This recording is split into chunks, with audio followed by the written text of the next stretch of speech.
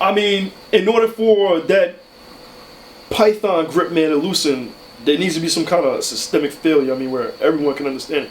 Because the problem is, the way technology is going in AI, there's another thing another word that the data scientists and people in the AI industry talk about, which is AI slop.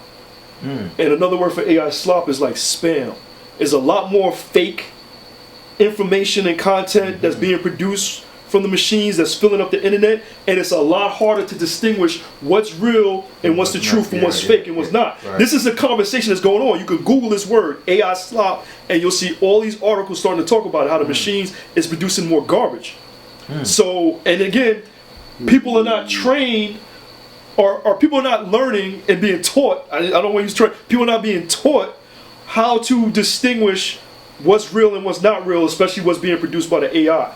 And where do I even begin to even figure that out?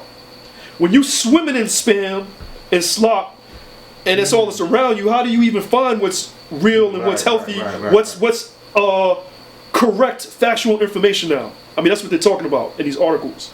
Like, you can't even, it's getting harder and harder to find very true real, fact-checked, peer-reviewed information. You know what I mean? More of it is just regurgitated, vomited back fragments from the AI machine, because it's picking and choosing things from all over the place and putting it together, and it's just slop, and it's like, and it's quick and easy. It's spam. You see a lot. It's quick and easy on IG, and our education system is becoming slop. Right, there you go. Well, it's kind of already been slop. To a degree. That's the importance of protecting this. Right. You see what I'm saying? So that our children can see. You send your children even into not just the public school, in the public in general. True indeed. You send them into the public in general. True they indeed. get caught up in the slop. True indeed. And then the slop leads to another word they use called brain rot. Now your mind is all rotten, and then that produces the AI anti-intelligence, because now quoting, and you know me, God, I like to quote a lot of people. Like, a lot of things I'm saying is not even what I'm saying. I'm talking about what so-called thought experts, or actually people who are subject matter experts in these fields, are talking about. So you look at Geoffrey Hinton, who's called the so-called Godfather of AI, who used to work at Google, and he worked at OpenAI with ChatGPT, and he was there was an interview with him on Bloomberg not so long ago. It's worth checking out.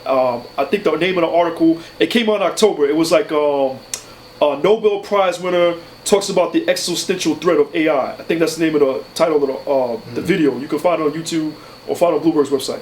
He says in there that the problem and the concern is that when we had the industrial, this is him talking, this is not me, this is the Godfather AI saying this.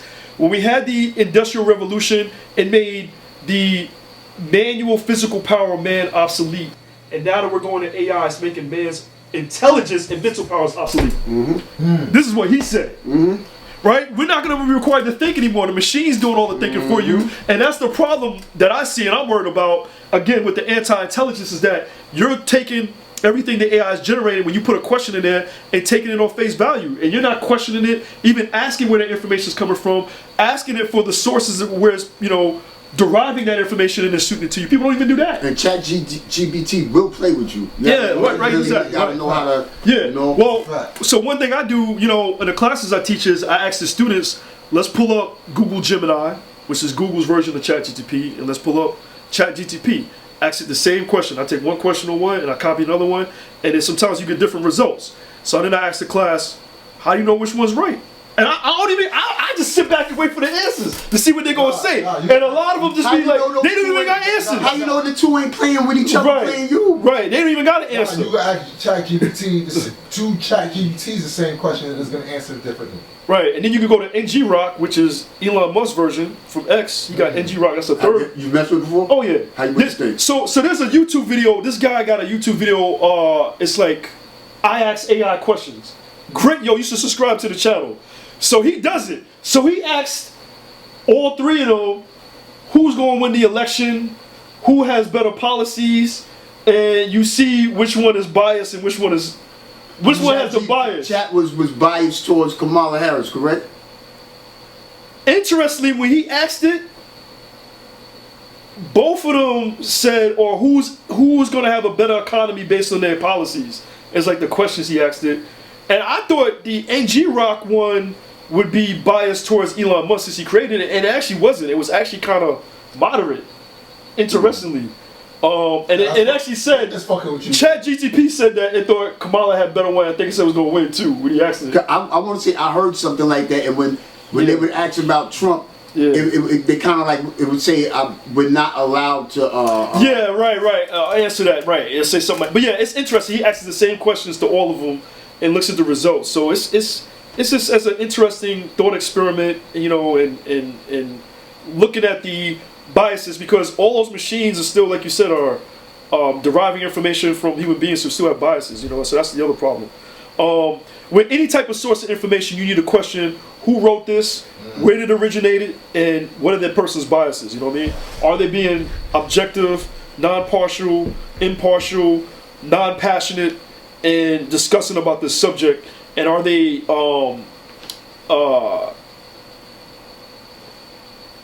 trying to stay factual and not so much opinionated? And are they maybe using multiple different sources to things that might counter what they're even thinking, right? That comes into, again, like having different viewpoints, right? To kind of come with an outcome or whatever you're looking at to kind of give you both sides, right? And weigh the pros and cons and kind of basically come away with your own thoughts. Like, it's not telling you what to think, or it is not spinning it. That's the problem.